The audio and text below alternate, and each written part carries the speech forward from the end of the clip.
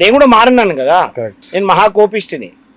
ఈ ఇంటర్వ్యూలో చెప్తే తప్పేమో, నేను యాక్చువల్గా నేను మహా కోపిష్టిని. మేము ఎప్పుడు చూడలేదు మిమ్మల్ని నేను కోపంగా. మహా కోపిష్టిని. పాప నేను మా ఆవిడని చాలా సార్లు కొంచెం సిగ్గు విడిచి చెప్తున్నా, నేను మా ఆవిడని చాలా సార్లు కొట్టిన ఆ కోపంలో. హ్యాండిల్ చేయరాక నా ఏజ్ నా టెంపర్మెంట్ నా కోపంలో కొట్టిన. ఇప్పటికీ నిర్మమ మాట ఇంతమంది ఇంటర్వ్యూలో చెప్తాను నేను. ఇప్పటికీ 100 సార్లు ఫీల్ అవుతా, బా అచ్చిగా ఒక్క పొరపాటు చేయకుండా ఉంటే బాగుండదు. అంటే మారాలి కదా. తను పాపం ఓడ్చుకున్నది కావచ్చు, తను ఆగింది కావచ్చు, మారతాడేమో అనుకున్నదేమో, మారినాను కదా. ఆ మారడానికి మారాలి అనే ఆలోచన నాకు కూడా ఉండాలి కదా. మొత్తానికే ఎట్లయితే గట్లయితే అంటే నేను ఏం చేయలేను. అంతే కదా. పూర్తిగా విరుద్ధంగా మాట్లాడుతా ఆర్గ్యుమెంట్లు చేస్తే నేను ఏం చేయలేను. కానీ ఎవరి దగ్గరికి వెళ్ళినా కొద్దిపాటి ఎఫెక్ట్ ఉన్న నేను ట్రై చేస్తా. నాకు ఈ విషయంలో నాకు నచ్చట్లేదండి, అందుకే విడాకులో పోదాం అనుకుంటున్నాము అనేది ఏమన్నా ఉంటే కనుక మాత్రం నేను పూజలు చేస్తా మీకు అని నేను చెప్పను. కానీ నాకు 15 నిమిషాల అవకాశం ఇస్తే నేనైతే సూపర్.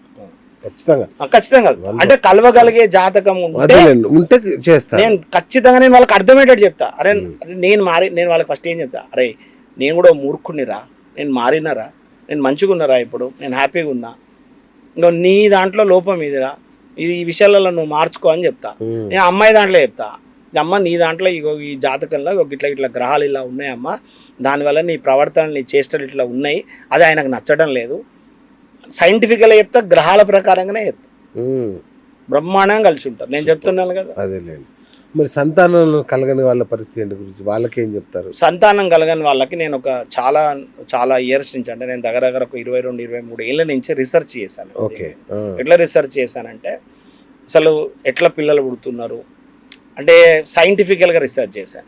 అంటే ఇప్పుడు చాలా మందికి ఏంటంటే ఆడవాళ్ళకి ఎగ్ రిలీజ్ అనేది వాళ్ళకి మెన్సెస్ సైకిల్ నుంచి 12వ రోజు నుంచి 16వ రోజు వరకు వస్తుంది, సైన్స్ చెప్తుంది కదా.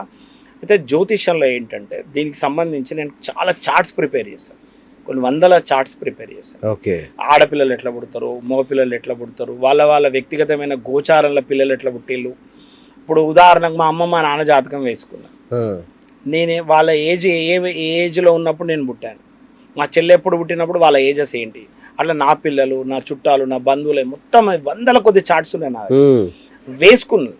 ఎట్లా పుడతారు పిల్లలు, ఎట్లా ఏంది ఏం సంగతి. సరే ఇప్పుడు ఉన్నటువంటి ఒక మోడర్న్ దాని ప్రకారంగా అడమైన తిండ్లతో కూడా కొంచెం హెల్త్ సైడ్ ఎఫెక్ట్స్ వల్ల కూడా సఫర్ అవుతున్నారు, అది డిఫరెంట్ ఇష్యూ.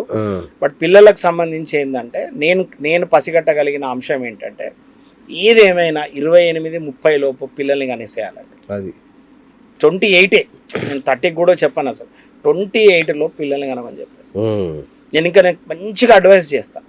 ఎందుకంటే నా దగ్గర ఉన్న క్లయింట్స్ అందరూ కూడా వాళ్ళు ఒక్కొక్కరు 5th class 6th class 7th class ఉన్నప్పటి నుంచి వాళ్ళతో నాకు ఇంటరాక్షన్ ఉంటుంది. పిల్లలకి వాళ్ళు ఇప్పుడు ఒక్కొక్కరు పెళ్ళిళ్ళకి వచ్చేళ్ళు, వాళ్ళకి తెలుసు, నాతో ట్రావెల్ చేసి ఉంటారు కాబట్టి వాళ్ళకి అవగాహన ఉంటుంది. నేను పిల్లలకు మంచి కూర్చోబెట్టి చెప్తాను, నా మాట వినండి నాన్న, బిడ్డ నీ జాతకంలో ఈ ఇష్యూ ఉన్నది బిడ్డ, నీ జాతకంలో గురువు బలహీనంగా ఉన్నాడు, నీ ప్రోటీన్ లేయర్ తక్కువ ఉంటుంది బిడ్డ, సో గర్భసంచి కొంచెం వీక్ ఉంటుంది, కొంచెం కిందికి జారే అవకాశం ఉంటుంది బిడ్డ, నీ మంచి ఏజ్లో ఉన్నప్పుడే నువ్వు ప్రొసీడ్ అయితే బాగుంటుందిరా నాన్న, నీకు థైరాయిడ్ వచ్చే ఛాన్సెస్ ఉన్నాయి, తర్వాత హార్మోన్కి ఇన్బ్యాలెన్స్ అవుతావు, మళ్ళీ IVFలో GVFలో అని చెప్పి మళ్ళీ నాలాంటి చుట్టూ డాక్టర్ల చుట్టూ తిరగాల బిడ్డ, నా మాట విను, రేపు ఎన్ని పైసలన్నా ఏం చేసినా దీన్ని అయితే మనం మార్చుకోలేం కదా బిడ్డ, కొంచెం తొందర మనం పెళ్ళికి ప్రొసీడ్ అవుదాం బిడ్డ అని కన్విన్స్ చేస్తా. పేరెంట్స్ కూడా ఇప్పుడు ఎందుకు లేండి నేను ఇంకో 2 నెలలు చేద్దామంటే వాళ్ళని తిడతా, ఇటు వీళ్ళని కన్విన్స్ చేస్తా, అటు వాళ్ళని కన్విన్స్ చేస్తా. పిల్లలకు ప్రొసీడ్ అవ్వడం విషయంలో నేను ఒక 2-3 చిన్న చిట్కాలు చెప్తాను.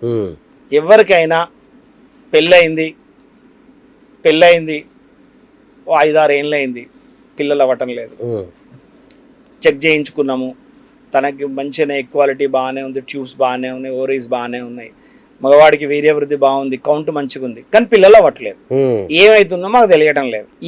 వీళ్ళకి నేను ఇవ్వగలిగే ఒక అద్భుతమైన చిట్కా ఏంటంటే, తెల్లవారుజామున 3 గంటల తర్వాత భార్యాభర్తలు కలవండి, మీకు సంతానం అయిపోతుంది.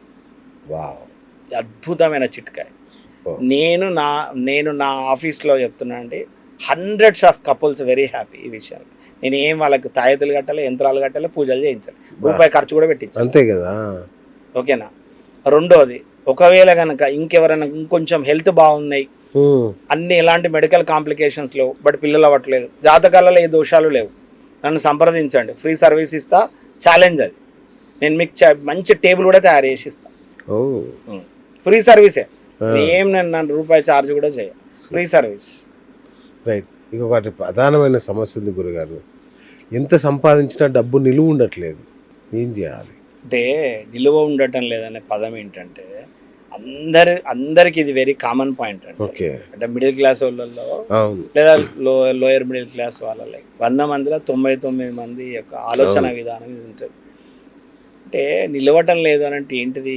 ఖర్చు అయిపోతుంది. ఖర్చు ఎందుకు అవుతుంది? నీ ఆలోచన విధానం కదా. పక్కని చూసి వాళ్ళని చూసి వీళ్ళని చూసి కదా మనం హెచ్చలకు పోయి కదా ఖర్చులు పెట్టడానికి అలవాటు పడుతున్నాం, తప్పదు కదా.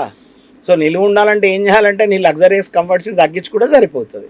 ఇది లౌకికం, నేను చెప్పేది లౌకికం. జాతక ప్రకారం చెప్తా, జాతక ప్రకారం చెప్పే ప్రయత్నం చేస్తా. అప్పు ఉంది, తీర్చుకోవాలనేటువంటి దృఢ సంకల్పం ఉంది. ఎలా అయినా నాకు ఈ రూపాయలు అప్పు ఉంది, తీర్చాలి. ఏం చేశానే అప్పు తొందరగా తీర్చాలి. ఏం చేయండి తెలుసా? మంగళవారం రోజు తీర్చే ప్రయత్నం చేయండి. మంగళవారం రోజు తీర్చే ప్రయత్నం చేయండి. ఓకే. లేదు ఒక ఇన్స్టాల్మెంట్ బేస్ కట్టేది ఉంది, ఏదన్నా పర్సనల్ లోను లేకపోతే ఇంకేదైనా ఉంది. ఇప్పుడు ఈ మధ్యలో కొంచెం యాప్స్లలో వీటిలలో అంటే ఈ ఫ్రాడ్ అయ్యే యాప్స్ కాకుండా కొన్ని బజాజ్ అట్లా కొంచెం చోళమండలం, బజాజు, ఈ ఫిన్ కార్పొరేట్ సంబంధించిన యాప్స్లలో తీసుకుంటారు కదా. అంటే ఎప్పుడంటే అప్పుడు కట్టడానికి ఉంటుంది. మంగళవారం రోజు కట్టండి. లేదండి క్రెడిట్ కార్డే ఉంది, 1,00,000 2 లక్షలు మీరు దానికి గట్టిగా కట్టాలి, ఎంతో అంత కట్టాలి కదా. మంగళవారం రోజు కట్టడం స్టార్ట్ చేయండి, అప్పు తొందరగా తీరుతుంది. దీనికి ఏంటిది రీజన్ అనే దానికి చెప్తా. మనిషి అప్పు ఎప్పుడు చేస్తాడు చెప్పు? అవసరం వచ్చింది, ఏం అవసరం వస్తే అప్పు చేస్తాడు జనరల్గా. అయితే ఫస్ట్ అసలు మనిషి ఫస్ట్ అప్పు చేయాల్సింది రోగానికి అండి, అంతే కదా. రెండోది దేనికి చెప్పండి? చదువుకి. ఇంకా చదువు, మెడికల్, ఇక మరి బలిసి కొట్టుకుంటే టూర్లకి. ఇంకా ఉన్నాయా? ఇంకా చెప్పండి. ఇంకా మీరు అనండి, మీరు చెప్పండి క్యాజువల్. అది ఈ మూడైతే నేను ప్రధానంగా ఎవరైనా క్రెడిట్ కార్డు వాడేది మూడిటికి, ఈ మూడిటికి వాడతారు. అవును. ఓకే. నేనేమంటున్నా అంటే కొంత ఫాల్స్ ప్రెస్టేజియస్గా వాడతారు. Exactly, yes. వాడు వాని కొడుకు ఉపనయనం చేసిండు, మనం కూడా ఉపనయనం చేయాలి. వాళ్ళ భార్య చెప్తుంది, ఏమండి మన అబ్బాయి ఉపనయనం కూడా చేయాలండి, చేద్దాం, తప్పకుండా చేద్దాం. వాళ్ళు ఎంత పెట్టిన వాళ్ళు 2 లక్షలలో పూర్తి, మనం 3 లక్షలు చేయాలి, అంతే తప్పదు. ఇక తప్పదు, ఫాల్స్ ప్రెస్టేజ్.